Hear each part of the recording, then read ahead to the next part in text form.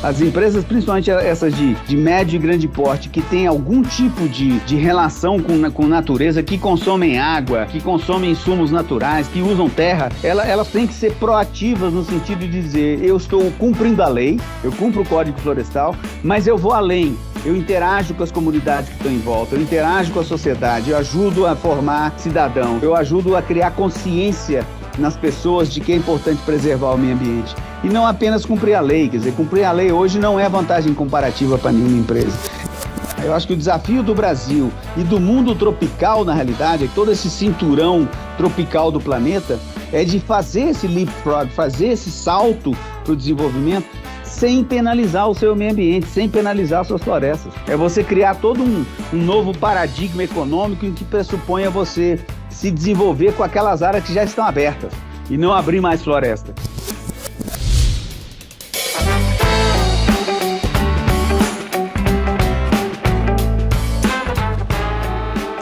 Olá! Quando a gente procura o verbete Amazônia na internet, a resposta é mais ou menos essa. A floresta tropical amazônica, que cobre boa parte do noroeste do Brasil e se estende até a Colômbia, o Peru e outros países da América do Sul, é a maior floresta tropical do mundo, famosa por sua biodiversidade. Ela é atravessada por milhares de rios, entre eles o rio Amazonas. E entre suas cidades, com referências do século XIX em muitas delas, aquele período do início da exploração da borracha, destacam-se Manaus e Belém, no Brasil, e Iquitos e Puerto Maldonado, no Peru. Mas a gente sabe que, na prática, a definição da floresta é muito mais diversa. Ela vai depender da pessoa, de sua história e de sua relação com a Amazônia, que pode ser afetiva, intelectual, comercial, política, entre inúmeras outras possibilidades. É sobre isso e muito mais que eu e o João Torres vamos conversar com o nosso convidado especial de hoje. Ativa o seu microfone por aí, João. Olá, Rick! Olá, ouvinte! Eu sou o João Torres e esse é mais um episódio do ABC do ESG, essa temporada inédita do Diversitalk, para apoiar você que nos ouve a construir um repertório sobre o que é ESG e como esse tema se conecta diretamente com as pautas de diversidade e inclusão.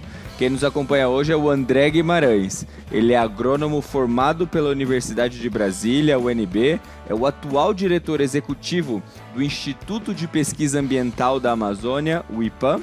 Ele também foi vice-presidente de desenvolvimento da Conservação Internacional da Divisão Américas, onde supervisionou a operação em 10 países da América Latina. Também fundou e dirigiu a Brasil Florestas, uma empresa que foca na implantação de produtos florestais como serviços ambientais. O André também foi coordenador de relações com o setor privado no Banco Mundial, nesse programa piloto das florestas tropicais, e também diretor da A2R Fundos Ambientais, além de ter dirigido entidades do terceiro setor, como o Instituto Bioatlântica e o Amazon. André, seja muito bem-vindo, é uma honra ter você aqui com a gente hoje. Oi, João. Oi, Ricardo. Boa tarde, boa noite, bom dia para aqueles que nos ouvem no mundo inteiro. É uma honra para mim poder participar aqui e conversar sobre a Amazônia com vocês aqui no Diversitalk. A gente, como bem o Ricardo colocou no início, quer dizer, a Amazônia é uma panaceia, é uma coisa muito grandiosa, às vezes é difícil das pessoas entenderem a dimensão. Ela é a maior floresta, é onde tem mais água, é onde tem mais biodiversidade, é mais, são muitos adjetivos, enfim, que exaltam essa região, mas acho que é interessante esse tipo de conversa para a gente entender o que a Amazônia traz para a vida da gente, qual é a importância da Amazônia para nós brasileiros, qual é a importância da Amazônia para a nossa economia, qual é a importância da Amazônia para aquele cidadão que está em São Paulo, cidadão que está no Rio de Janeiro, cidadão que está em Santa Catarina, no Rio Grande do Sul, a milhares de quilômetros de distância, mas com certeza ao longo da conversa, hoje a gente vai descobrir sim, conexões diretas entre a maior floresta tropical do planeta e aquele agricultor lá do Rio Grande do Sul ou aquele, enfim, executivo da Avenida Paulista. Vamos seguir a conversa. Rodrigo, eu já tô curioso para escutar as respostas para essas provocações que você mesmo trouxe. Qual a conexão comigo? Eu que tô aqui fazendo meu trabalho atrás de uma tela de computador em São Paulo, perto da Avenida Paulista. Qual a conexão da Floresta Amazônica comigo? Mas antes da gente entrar nesse assunto, André, eu queria que você trouxesse também um pouquinho da sua trajetória profissional. Eu já trouxe aqui um currículo vastíssimo aqui seu. Eu queria que você conectasse um pouquinho da sua trajetória profissional com esse seu propósito, a conexão com a Amazônia, como que isso tudo está interconectado? Então, João, eu sou, como você comentou, eu sou engenheiro agrônomo, tá? Me formei, curiosamente, no final de 1991, aqui na Universidade de Brasília, eu falo aqui de Brasília, e meses depois de eu me formar, aconteceu a Rio 92. Então, você imagina o burburinho que não estava no mundo acadêmico, o burburinho que não estava no mundo científico, para tentar entender um pouco esses fenômenos que estavam começando a ser identificados pela ciência. Eu estou falando aqui de mudança climática, eu estou falando aqui de desertificação, eu estou falando aqui de perda de biodiversidade.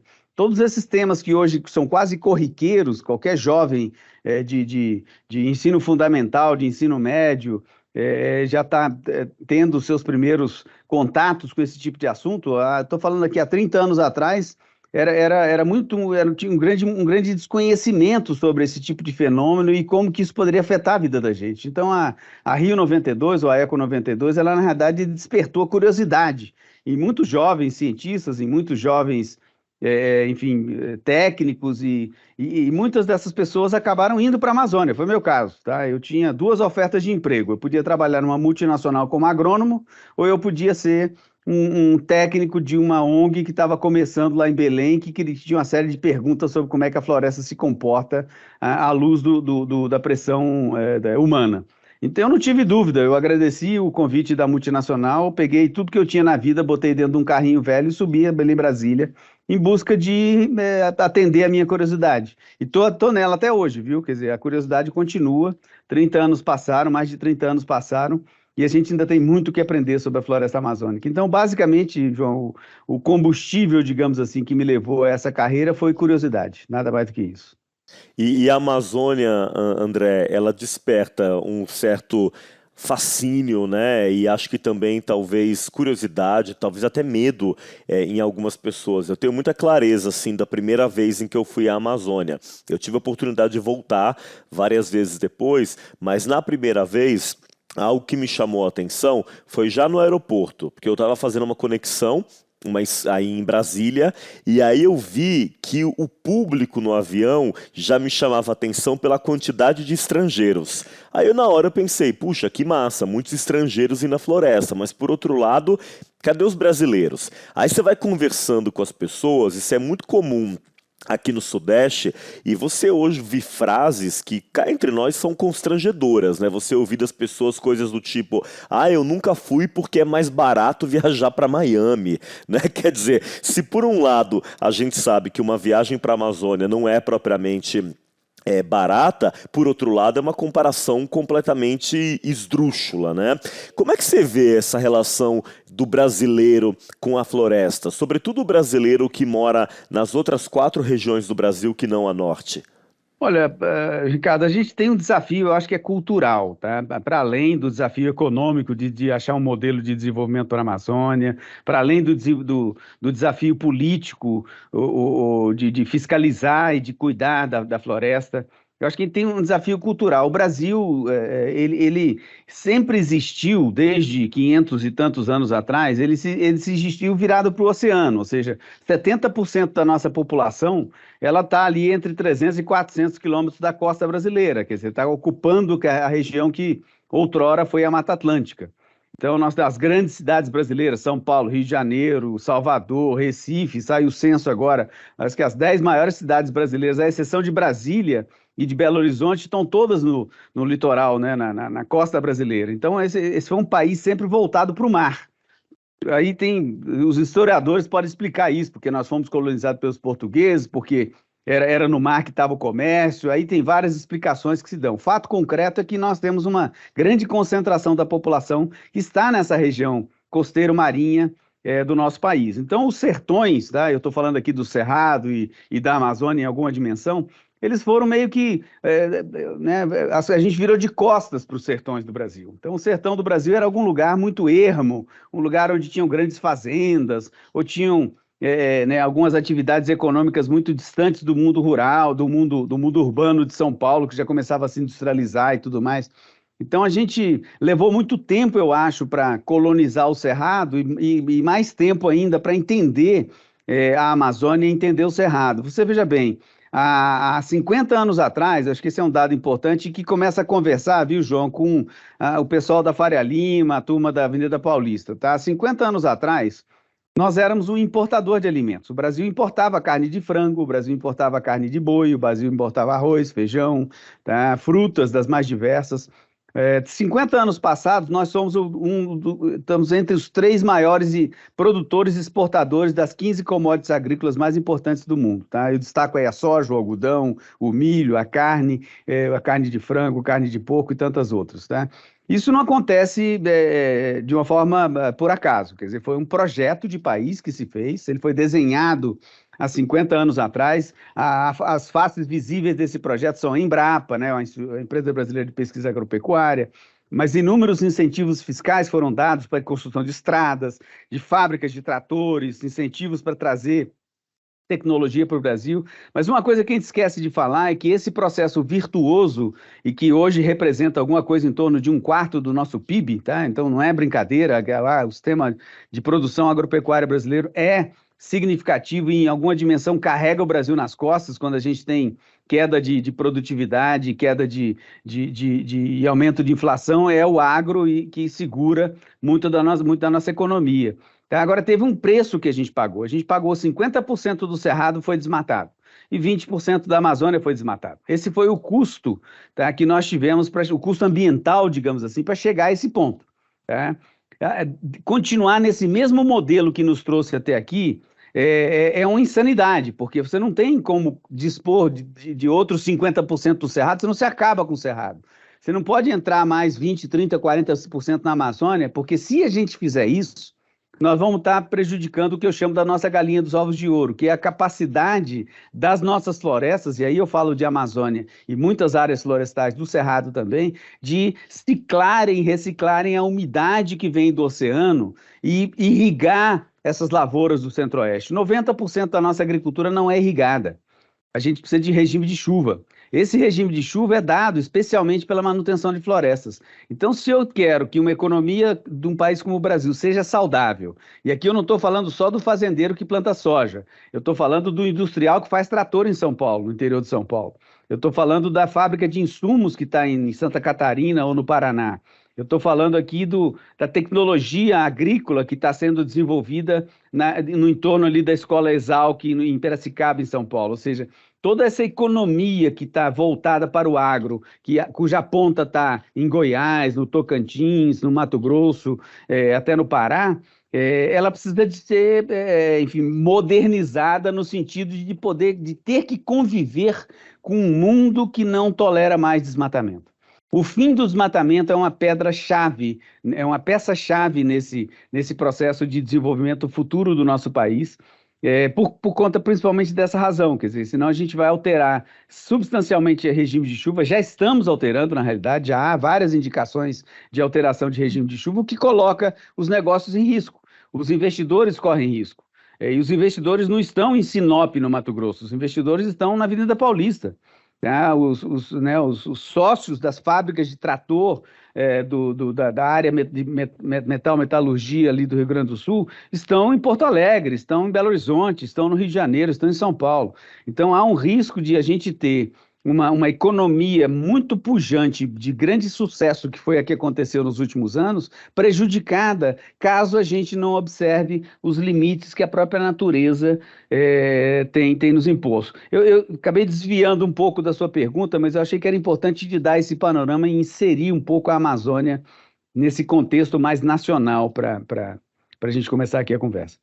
Não desviou não, acho que você trouxe, além de uma quantidade imensa de dados e informações, eu gosto muito de te ouvir falar, porque tem uma ponderação na tua fala, né? Quando você fala de conviver, é a gente superar essas ideias de que o agro necessariamente é vilão ou que a defesa da economia, do crescimento econômico é incompatível com a defesa da sustentabilidade, né? Quer dizer, o agro é um motor importante da economia brasileira, que gera empregos, que gera superávites para o país, mas para sua própria sustentabilidade e crescimento, deveria ser interesse, né, desse segmento da sociedade a manutenção da floresta em pé, a conservação das reservas. Então, acho que isso nos ajuda, na verdade, André, a encontrar meios termos, espaços de ponderação, né? Exatamente, cara, exatamente. E assim, eu sou muito contra generalizações, sabe? Quando dizem, o agro desmata.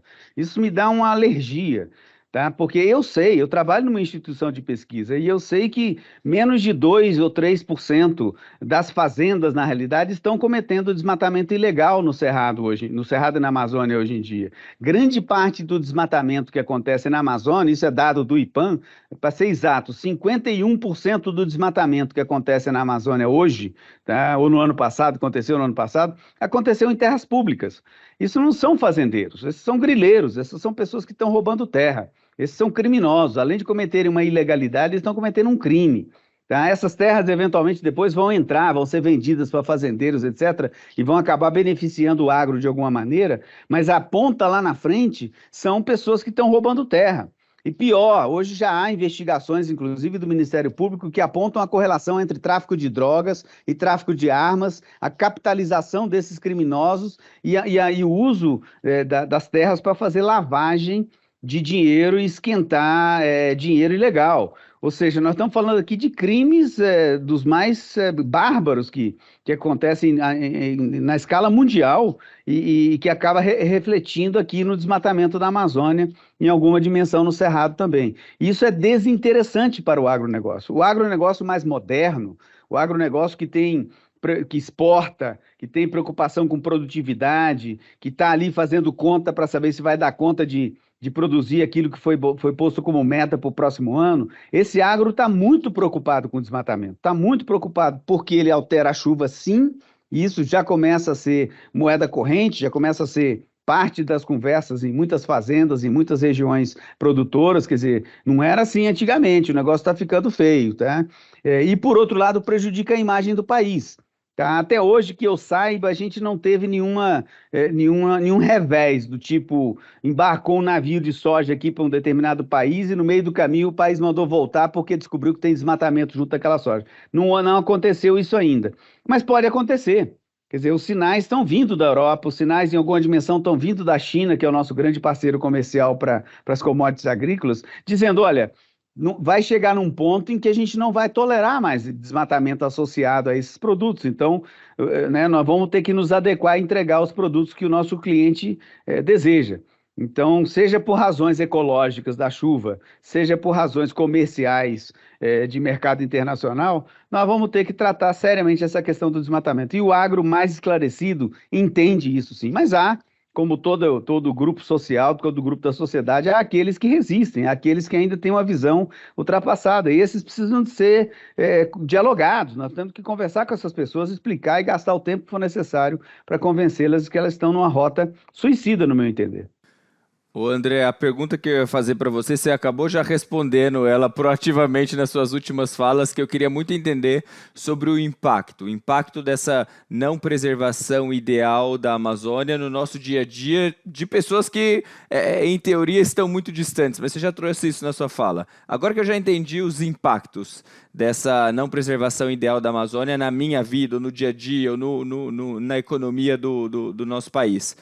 Entendido isso, o que eu, uma pessoa comum que estou aqui trabalhando no meu dia a dia, o que eu posso fazer para ajudar algum tipo de movimento nessa direção, para gerar mais preservação? Algum projeto, alguma instituição, algum trabalho voluntário, algum investimento? O que eu poderia fazer para ajudar a criar uma melhor preservação para a Amazônia?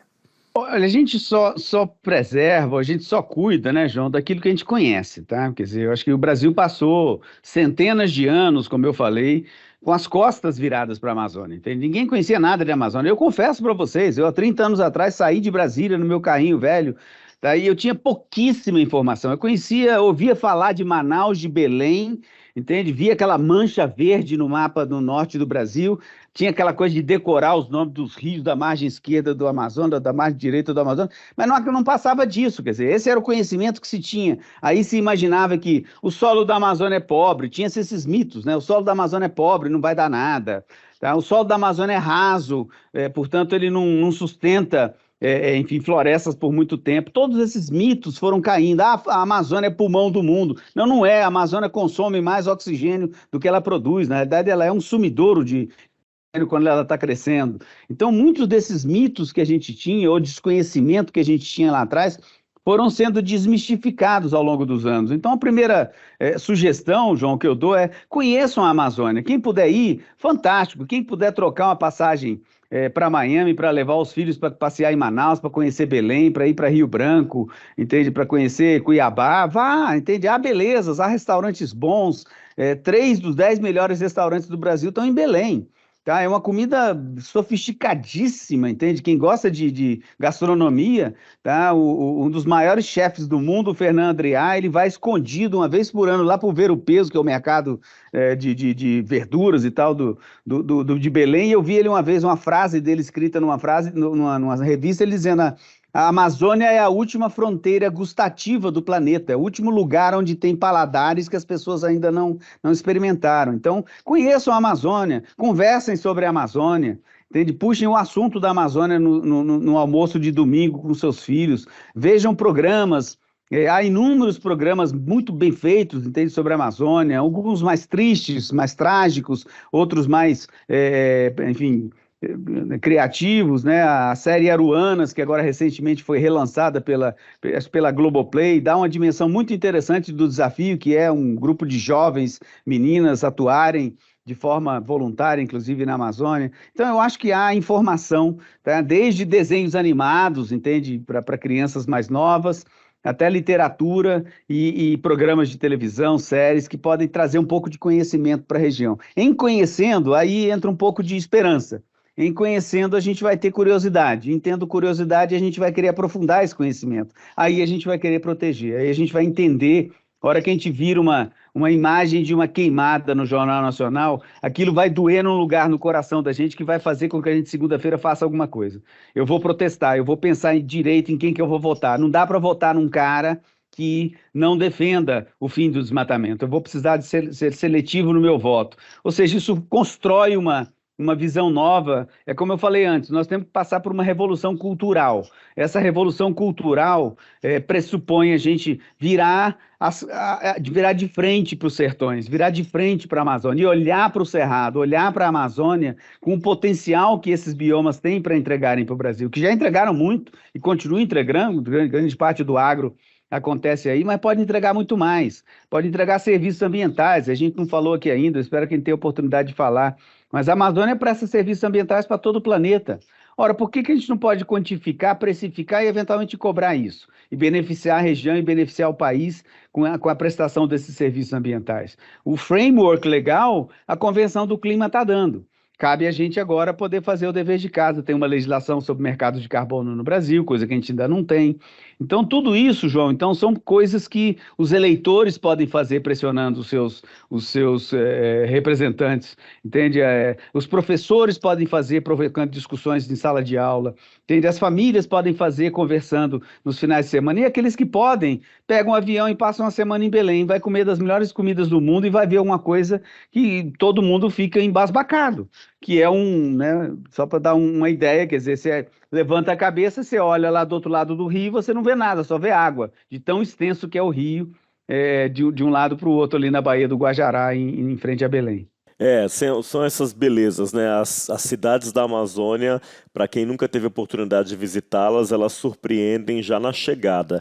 Eu sempre encorajo quem nunca foi à região, André, que o faça durante o dia, porque eu acho muito bonito e impressionante você estar naquele tapete verde e aí, de repente, se descortina no horizonte uma metrópole como Belém ou como Manaus, no meio da floresta. E sem falar que a região norte, eu acho que ela oferece, sobretudo para nós brasileiros do sul e sudeste, uma sensação muito interessante e falo aqui no melhor sentido da expressão, da gente ser estrangeiro no próprio país, porque é uma região tão peculiar, com hábitos tão diferentes dos nossos, que ela tira a gente um pouco do eixo numa primeira visita, né? E acho que isso deveria servir de argumento para mais pais e mães que estão nos escutando aí, se convencerem de que quem pode pagar, que primeiro as crianças conheçam a Amazônia e depois a Disney, né? Já seria... Uma coisa não exclui a outra. Não, de modo algum. Ir para Disney, certamente dá para dar uma economizadinha, daqui a 2 anos vai para Manaus. Exato, só uma questão de priorizar, né? Bom, você falou um pouco sobre o que nós podemos fazer com o nosso CPF, pessoas físicas. Agora eu queria que você explorasse um pouco mais sobre expectativas em relação à atuação das empresas e também dos governos. A gente está com um governo novo que está com um desafio aí de reposicionar a imagem do país no exterior e dar demonstrações concretas de compromisso com o meio ambiente depois da tragédia dos últimos anos. O que deveria ser prioridade desse governo e o que as empresas podem fazer por essa pauta? Deixa eu começar com a empresa, depois eu falo do governo, Ricardo. Em primeiro lugar, uma empresa, digamos aí de médio para grande porte, que tem alguma visibilidade nacional e talvez até internacional, que opere no Brasil e não tenha nada a ver com a Amazônia, está marcando bobeira, aqui entre nós, tá? É um nome conhecido, não é à toa que o Jeff Bezos botou o nome da companhia dele de Amazon e só isso aí já fez ele ganhar, enfim, milhas e milhas de distância do segundo colocado, tá? Então nós temos uma grife aqui no Brasil que deve estar associada a todos os negócios, tá? Então eu sou o dono de uma padaria nos Jardins em São Paulo, tá? Eu vou fazer um convênio com uma ONG da Amazônia para poder botar ali no meu caixa, olha, contribua aqui para esta ONG que está ajudando a preservar a Amazônia. Tem N plataformas que hoje fazem isso, conectam o business de onde quer que seja com a pauta da Amazônia, com questões sociais, com questões indígenas e tudo mais. Então, é procurar um pouco na internet e se conectar. Uma empresa de maior porte, de médio porte, até de grande porte, que tem exportação associada, ela tem por obrigação, deixa eu pegar um caso extremo, tá? Mineração na Amazônia. Essa é uma questão polêmica, tá? Extremamente cheia de nuances. Agora, o fato concreto é que todo mundo gosta de quem anda de bicicleta, eu ando de bicicleta, talvez vocês andem de bicicleta, todo mundo gosta de ter uma bicicleta com quadro de alumínio. Eu não tenho grana para comprar uma bicicleta com quadro de fibra de carbono ainda, tá? Então a minha bicicleta tem quadro de alumínio. O alumínio, ele é em grande parte produzido na Amazônia, tá? O alumínio que a gente consome aqui no Brasil é produzido em Juruti, uma parte em Barcarena e Abaetetuba, ali perto de Belém, ou seja, grande parte do alumínio que a gente consome nas esquadrias, nas bicicletas, nos quadros de bicicleta, várias partes de automóvel, etc., são produzidos na região. Nós precisamos do alumínio. Agora, o que nós não precisamos é que a exploração desse alumínio deixe uma tragédia para trás. Então, quando a gente for olhar um projeto de exploração mineral numa região sensível como a Amazônia, eu não posso olhar só a mina, o buraco que eu vou cavar para tirar o alumínio. Eu tenho que olhar todos os empregos que eu vou gerar, diretos e indiretos, o impacto no município vizinho, e tudo isso, as estradas que vão ser construídas, os insumos que vão ter que chegar no local, a economia que vai ser desenvolvida, o que vai acontecer depois de 30, 40, 50 anos, quando eu for embora, porque a bauxita acabou, o minério acabou, o que quer que seja acabou. Quer dizer, todo esse projeto deve fazer parte do capex do investimento. Então, voltando para as empresas, Ricardo, as empresas, principalmente essas de médio e grande porte, que têm algum tipo de relação com natureza, que consomem água, que consomem insumos naturais, que usam terra, elas têm que ser proativas no sentido de dizer, eu estou cumprindo a lei, eu cumpro o Código Florestal, mas eu vou além. Eu interajo com as comunidades que estão em volta, eu interajo com a sociedade, eu ajudo a formar cidadãos, eu ajudo, voltando à pergunta anterior do João, eu ajudo a criar consciência nas pessoas de que é importante preservar o meio ambiente. E não apenas cumprir a lei, quer dizer, cumprir a lei hoje não é vantagem comparativa para nenhuma empresa. Então eu acho que tem um espaço enorme, como eu falei, desde a padaria, entende, até a mega empresa que exporta, estando no Brasil, trabalhando no Brasil, de alguma forma se conectar com a marca Amazônia, se comprometer com a marca Amazônia. construir uma parte do seu negócio fundamentada na marca Amazônia. Não por outra razão, isso é público, há 2, 3 anos atrás, quando a gente estava atingindo picos de níveis de desmatamento na Amazônia, os 3 maiores bancos brasileiros, Santander, Bradesco e Itaú, que nunca se conversam, que são inimigos viscerais, se sentaram em volta da mesa, os 3 CEOs falaram, nós temos que fazer alguma coisa. Não dá para ficar olhando todo dia a Amazônia queimar, e sentar e criar um plano. É o Plano Amazônia, enfim, dos 3 bancos, etc., que está tendo alguns avanços e tal, poderia se fazer mais, mas não é essa a questão. A questão é que uniu aquilo que ninguém imaginava unir. Tá? A JBS, a empresa JBS, tão criticada porque enfim, é pecuária e tudo mais, criou um fundo de R$500 bilhão, o Fundo pela Amazônia, Fundo JBS pela Amazônia, que hoje está financiando projetos dos mais diversos, ou seja, há um movimento empresarial, né, tanto nessa escala dos centenas de milhões ou dos bilhões, quanto também na pequena escala, da padaria, da mercearia, do pequeno negócio, do pequeno empreendimento, que pode estar vinculando mais uma vez a marca da Amazônia. O consumidor acha isso interessante. Então, do ponto de vista das empresas, Ricardo, eu acho que tem aí um vastíssimo espaço para ser ocupado, tá, com responsabilidade. Aqui não estou falando de greenwash, tá? Não estou falando daquele cara que prega um cartaz na porta dele dizendo que é lindo e maravilhoso. A hora que você cruza a porta, não tem reciclagem de lixo, não tem treinamento do pessoal, é tudo sujo, tudo esculhambado. Não, greenwash não. Mas fazer direito realmente, eu acho que tem muito espaço. O governo, que a gente tem muita esperança, Ricardo, sabe? É um governo novo que veio com muitas promessas diametralmente opostas às posições do governo anterior, que eram claras também, para bom entendedor, eram claras as propostas do governo Bolsonaro. Não vamos atrapalhar o desmatamento é parte da equação do desenvolvimento. Era assim que esse governo anterior pensava, e foi assim que ele foi, enfim, organizando ou desorganizando, na minha opinião, as estruturas de governo que cuidam dessas agendas. Então, o governo Lula agora entrou, teve que fazer muita reorganização, estão fazendo ainda muita reestruturação de normas, revogando decretos, criando novos decretos, contratando gente. Quer dizer, o IBAMA tem o menor número de pessoas que teve em toda a sua história hoje. Entende? Muita gente saiu do IBAMA, pediu para aposentar, pediu transferência, saiu simplesmente, pediu demissão e tal, porque não via ali naquele órgão um lugar que pudesse exercer aquilo que sonhou quando fez o concurso, ou quando se candidatou à vaga, etc. Tá? E o IBAMA agora está recompondo esses quadros. E a gente já está vendo alguns resultados na redução do desmatamento na Amazônia. Então, eu tenho a esperança de que a gente continue nessa trajetória, não só porque, enfim, o governo tem que fazer e tem que dar certo, mas porque isso é bom para o Brasil, entende? Isso é bom para a reputação brasileira. A ex-ministra Isabela tem uma frase que eu acho que simplifica tudo isso aqui que a gente está falando. A Amazônia coloca o Brasil no mundo e a Amazônia tira o Brasil do mundo.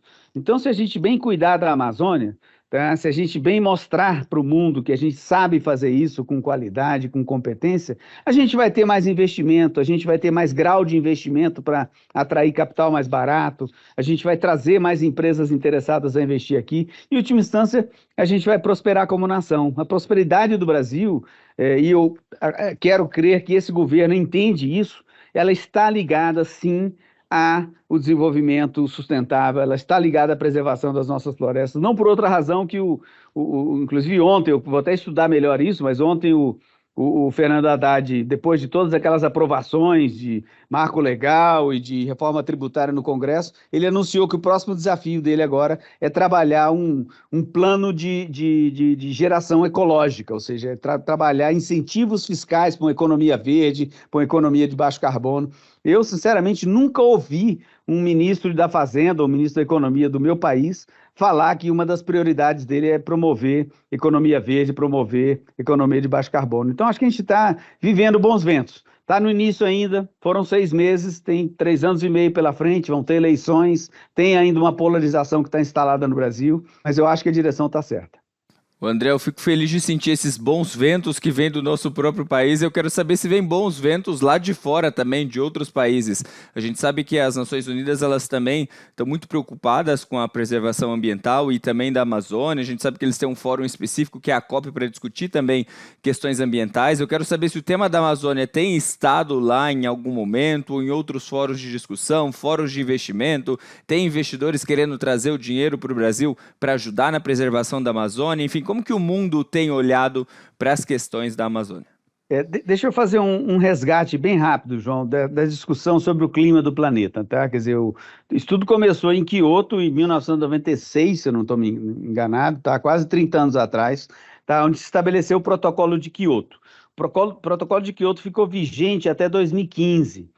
Durante a vigência do Protocolo de Quioto, aí entrou o Acordo de Paris para substituir o Protocolo de Quioto, que é o que está vigente agora, tá? Então, até 2015, florestas não eram parte da equação do clima do planeta.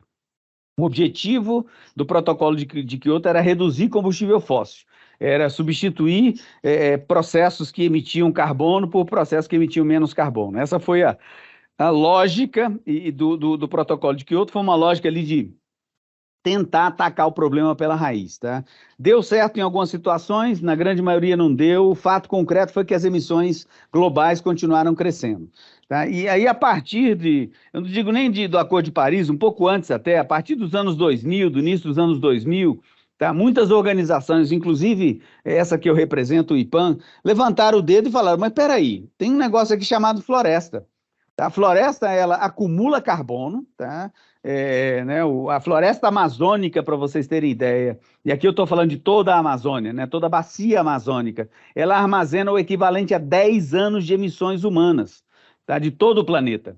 Tá? Esse é o tamanho da importância da Amazônia vis-à-vis mudança climática. Então, muitas organizações, instituições de pesquisa, cientistas, governos até, começaram a dizer, olha, não é só, com todo respeito, quer dizer, acabar com combustível fóssil, até porque está difícil de fazer isso. Tá? Nós temos que cuidar de floresta também. Então, a agenda florestal, ela é uma agenda mais recente no debate climático. Esse que era o ponto que eu queria chegar, tá? Ela é uma agenda mais recente, ela é uma agenda que ela foi uma agenda muito mais impulsionada pela sociedade civil do que por governos, tá? O governo é mais fácil botar lá uma lei proibindo o cara ou obrigando o carro a botar um catalisador, ou proibindo o cara de ligar uma termoelétrica. Isso é muito mais fácil. Muito mais difícil é você criar todo um novo paradigma econômico em que pressuponha você se desenvolver com aquelas áreas que já estão abertas e não abrir mais floresta, que era um pouco o que a gente conversava mais cedo.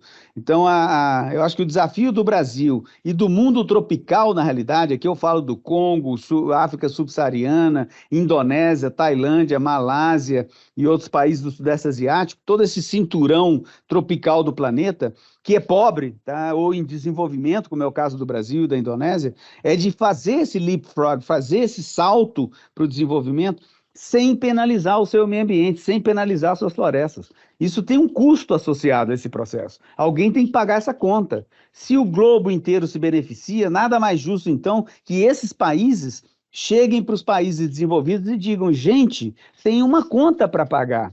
Todo mundo vai se beneficiar dessa conta, mas eu não posso pagar ela sozinho. Meu país é pobre, pô. Eu tenho gente ainda morrendo de fome. O que eu vou priorizar? Comida para as pessoas ou fiscalização para evitar desmatamento para que todo mundo se beneficie? Então vamos cooperar. Acho que a resposta à sua pergunta, João, é uma só: é cooperação internacional. A gente está entendendo agora, tá, que depois de 28 COPs, entende? Que não adianta um país ou uma região, uma região poderosa como a Europa, por exemplo, querer fazer sozinha. Não vai fazer. Ela tem que cooperar com outros países. Alguns lugares precisam de dinheiro, outros lugares precisam de tecnologia, outros lugares precisam de acesso a mercado, outros lugares precisam de educação, saúde, condições básicas das pessoas poderem sobreviver para poderem cuidar da natureza. Então é um mundo assimétrico. E a gente descobriu essas assimetrias, em grande parte, por conta dessas discussões climáticas. Os mais vulneráveis são aqueles que vão pagar o preço maior. E nós temos grupos muito vulneráveis no Nordeste brasileiro, mesmo na Amazônia, na África subsaariana, ou seja, são grupos muito vulneráveis e que vão sofrer, estão sofrendo já, e nada mais justo, então, que a gente coopere internacionalmente, especialmente com repasse de recursos financeiros, tá? Para que essas grandes mazelas sejam mitigadas. Aí que está o grande desafio, eu acho, das Nações Unidas, da ONU, o desafio internacional hoje é cooperação, é mais cooperação de verdade. Uhum. Hoje tem se falado muito, André, sobre os benefícios aí da economia da floresta em pé, né? Como que a redução do desmatamento e ao mesmo tempo também o replantio, né, de áreas devastadas podem colaborar para a economia do país. Nesse contexto, se comenta muito sobre o mercado de carbono. Eu queria que você explicasse de forma didática aqui para quem está nos escutando, afinal de contas, o que é esse mercado de carbono e qual é a importância dele ser regulado, mas também, para complementar, que outras oportunidades além dessa a Floresta em Pé pode garantir para a economia do Brasil? Vamos lá.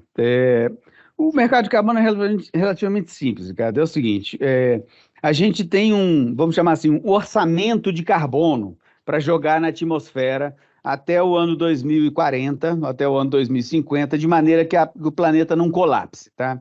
É o chamado, chegar lá no final do século em 1,5 grau, entre 1,5 grau e 2 graus de aumento de temperatura em relação ao período pré-industrial. Para a gente conseguir atingir essa meta de 1,5 grau a 2 graus, a gente só pode jogar um determinado volume de carbono na atmosfera daqui até 2040. Depois de 2040, 2050, esse teor de carbono tem que começar a cair, tá? Mas a gente ainda tem, digamos assim, o que eles chamam de um orçamento de carbono para ser jogado na atmosfera, até porque você tem países, por exemplo, como a China, que tem uma grande dependência de termoelétricas a carvão e que não consegue, a China não pode desligar as termoelétricas dela a carvão amanhã, porque senão quebra o país. Se quebra a China, quebra o mundo inteiro.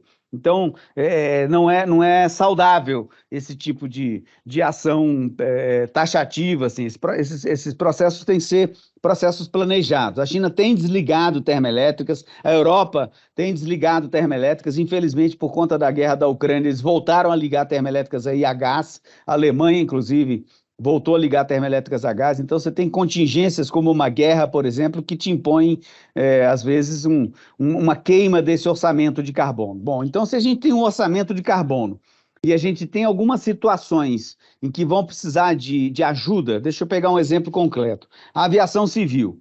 A aviação civil queima petróleo, tá? É querosene. Ela não tem, num horizonte curto de tempo, não tem avião elétrico na escala que precisa, não tem uma alternativa de combustível que não seja combustível fóssil capaz de atender a demanda da aviação na escala que ela precisa. Então, nós estamos, talvez, a 20, 30 anos de distância de uma solução para a aviação civil. A aviação civil representa em torno de 4% das emissões globais de carbono. Tá? Então, eu estou falando aqui de um pedaço da economia do planeta que não pode parar, porque o planeta precisa de viajar, as pessoas têm que viajar para negócio, para conhecer, para lazer, para tudo isso, não vão parar de viajar de uma hora para outra, mas a aviação civil vai ter que, de alguma forma, compensar esse carbono a mais que ela está jogando na atmosfera. Aí entra o mercado de carbono. Então ela diz, olha, existe já um compromisso da aviação civil de estabilizar as suas emissões de carbono, se eu não me engano, a partir de 2026. Para ela estabilizar as emissões de carbono numa indústria que está crescendo e queimando mais combustível fóssil, esse delta, essa diferença entre o estabilizar e o crescimento, tem que ser compensado em algum lugar. Aí entra o mercado de carbono. Aí eu compro, então, um direito de alguém que obteve esse crédito de carbono. Então, por exemplo, eu tenho aqui no Brasil uma floresta, tá, que pode legalmente ser desmatada, uma fazenda no Cerrado, em que eu posso abrir 70% dessa fazenda. Mas eu decido, eu não vou abrir essa fazenda. Então eu pego esses 70% que eu tenho, transformo isso em carbono, isso é uma possibilidade, tá? Infelizmente a lei brasileira ainda está defasada nesse sentido, mas na minha opinião deveria estar avançando para aí. Eu pego esses 70%, transformo isso em carbono, valido, certifico, etc., e vendo esse direito para a indústria de aviação, ou para uma empresa aérea, ou o que quer que vale, ou para uma termoelétrica na China, etc. Então o mercado de carbono, na realidade, ele serve para poder compensar alguns setores ou alguns países que ainda vão ter dificuldade de zerar as suas emissões de carbono até 2040. Então, eu não consigo zerar até lá, eu vou continuar emitindo, mas eu compro aqui alguém que está fazendo a compensação, eu compro de alguém que está fazendo a compensação por mim. E aí a gente entra numa grande oportunidade, duas oportunidades, eu diria, para as florestas brasileiras, até porque nós estamos no cinturão tropical do planeta, então a gente tem fotossíntese que faz a floresta crescer rápido aqui. Tá? A primeira oportunidade é manter a floresta em pé. Tá? Nós tínhamos uma análise do IPAM que diz que na Amazônia Legal, que pega parte do Cerrado, tem 11 milhões de hectares. 11 milhões de hectares são 2 estados do Rio de Janeiro. Tem 2 estados do Rio de Janeiro que podem ser legalmente desmatados. A lei brasileira permite esse desmatamento, tá? E esse cara vai desmatar para criar uma cabeça de gado, meia cabeça de gado e ganhar 200, 300 reais por ano, líquido, tá? Por hectare. Será que não vale a pena compensar esse cara para ele não fazer esse desmatamento? E aí a gente manter aquela floresta, compensa lá uma aviação, compensa um outro país, etc. Ou seja, tem um grande negócio que o Brasil pode fazer com as florestas em pé. E o outro grande negócio que a gente pode fazer é com florestas em recuperação. A gente tem hoje na Amazônia só algo em torno de 30, 40 milhões de hectares. Isso é quase o estado da Bahia de áreas degradadas, áreas que foram, né, foram pasto, depois foram pisoteadas, etc, etc, etc, e que hoje não servem a propósito nenhum. Tá? Que podem servir ao propósito de plantar árvores. Aí eu estou falando de absorver carbono da atmosfera. A gente tem, pelo fato de sermos um país tropical e ter muita fotossíntese, um potencial enorme para fazer isso. Enquanto um ciclo de floresta de plantada aqui no Brasil, de eucalipto, por exemplo, é um ciclo de 5 anos, eu estou defendendo plantar eucalipto pela Amazônia inteira, não. Estou só pegando o exemplo do eucalipto, senão meus colegas vão me matar aqui. Mas enquanto a gente consegue fazer uma floresta de eucalipto ficar madura aqui no Brasil em 5, 6 anos, na Finlândia leva-se 40, 50 anos para fazer isso. No Chile leva 20, entende? Então a gente tem uma vantagem comparativa porque aqui tem sol, tem água, tem solo, tem tudo, somos privilegiados. Então é usar essa capacidade do Brasil de produzir biomassa em benefício do planeta, inclusive daqueles setores da economia, daquelas empresas ou daqueles países que talvez não tenham ainda condição de chegar lá tão cedo. Então a gente pode ajudar o planeta e ser pago por isso. Eu não acho que é um mau negócio, não. Ô André, a gente está partindo agora para o nosso encerramento aqui do nosso episódio. A gente falou muito sobre a floresta em si, mas também existem pessoas que vivem dentro dessa floresta, né? Eu queria dar um pouquinho de foco agora nessa sua última pergunta, mais sobre as pessoas.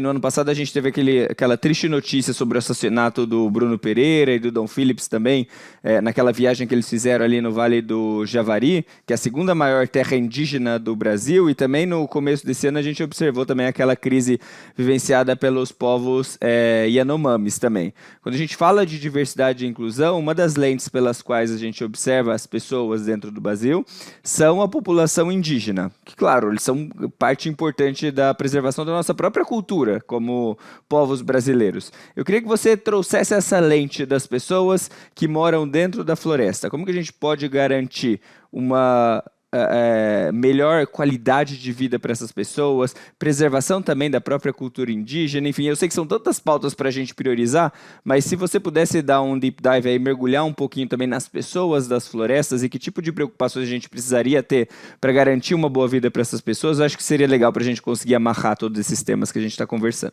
Essa pergunta merece outro podcast, João, mas vamos lá, vou ver o que eu faço aqui em 3, 4 minutos. Mas brincadeiras à parte, cara,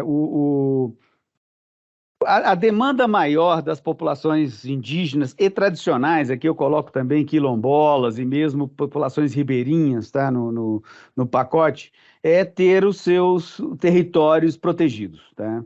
Então, a Constituição brasileira protege os povos originários. Isso é um item da Constituição, é cláusula da Constituição nossa. Então, a terra indígena, onde o Bruno e o Dom foram assassinados, ela está sob proteção da Constituição brasileira. Aquilo não foi só um crime de alguém que deu um tiro no outro.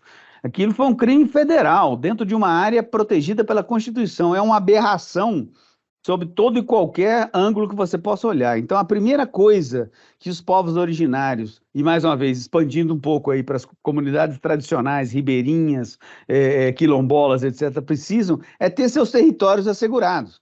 Ao ter seus territórios assegurados, e aí eu não estou dizendo só um risco de papel no mapa, eu estou dizendo a FUNAI, no caso dos indígenas, habilitada para poder fiscalizar e monitorar esses territórios, com poderes para poder punir quem invadir esses territórios, que hoje não tem, ou parcerias com o IBAMA para fazê-lo, parcerias com a Polícia Federal para fazê-lo, a Fundação Palmares, que cuida dos quilombos no Brasil, ser empoderada e ser, enfim, modernizada para poder dar conta da demanda de criação dos quilombos de forma justa também, porque há muitos conflitos por terra e aí nós temos que ser justos com aquele agricultor que está lá há 30, 40 anos cultivando a terra, de repente ele não pode perder tudo que ele teve na vida dele porque alguém decidiu que ali vai ter um quilombo, ali vai ter uma terra indígena. Então, é uma questão delicada, sutil, que exige muita mediação, que exige muito a presença do Estado. Não é simplesmente sair desenhando terras indígenas no mapa, mas o primeiro ponto é assegurar os territórios para essas pessoas, assegurar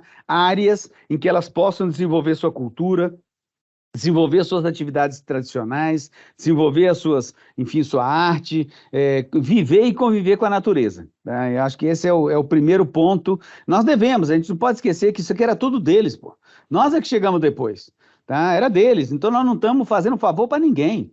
Nós estamos simplesmente fazendo justiça e male, porque o certo era entregar tudo de volta e a gente vai todo mundo aqui para Portugal. Aí ia ser uma encrenca danada lá para o presidente Marcelo. Mas brincadeiras à parte aqui, o fato concreto é que a gente está, na realidade, fazendo justiça com essas populações e que, em grande dimensão, querem continuar vivendo naquele local. Até os mais jovens, que hoje, enfim, falam inglês, que estão conectados nas redes sociais, têm respeito pela própria cultura, estão resgatando as suas línguas. Nós estamos falando de um país, João, que tem mais de 160 etnias diferentes, que falam mais de 200 línguas. Isso é um privilégio, cara.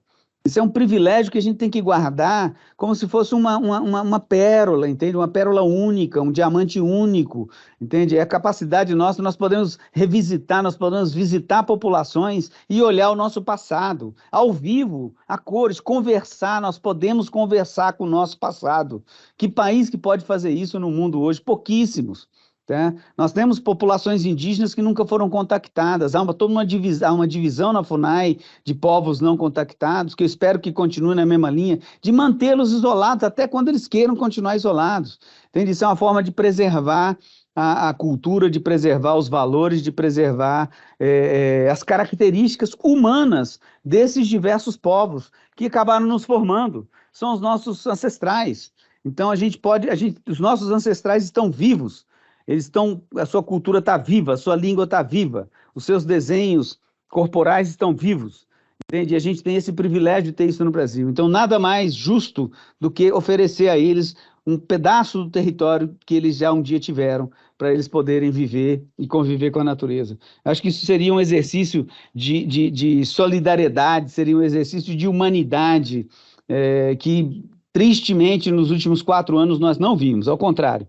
Nós vimos os Yanomami chegarem onde chegaram, nós vimos pessoas sendo assassinadas. Eu quero mais ver agora povos indígenas tendo as suas terras, seus direitos respeitados e a minha cultura, porque eu tenho sangue indígena, eu poder revisitá-la um dia e conversar com algum ancestral meu, sem ele estar correndo risco de vida. Você falou que talvez precisasse de mais um episódio para responder essa pergunta, e eu fiquei pensando aqui, André, que talvez a gente precisasse de mais uma temporada só para discutir a Amazônia, porque tem muitos temas que a gente não pôde abordar no nosso tempo curto aqui, como, por exemplo, o crescimento do tráfico de drogas na região da Amazônia. Por outro lado, as medicinas da floresta, que têm feito crescer os olhos aí das farmacêuticas ao redor do mundo, né?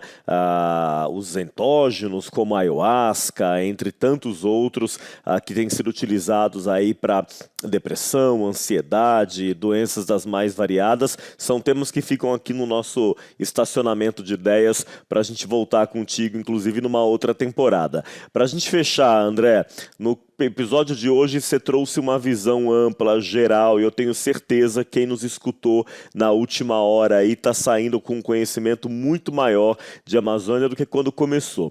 Mas como é que esse conhecimento, essa formação de conhecimento continua? Dá umas dicas aí, talvez de livros, séries, documentários. Compartilha suas redes com a gente, para que quem nos escuta e ficou interessado, interessada, possa continuar sua jornada de aprendizado.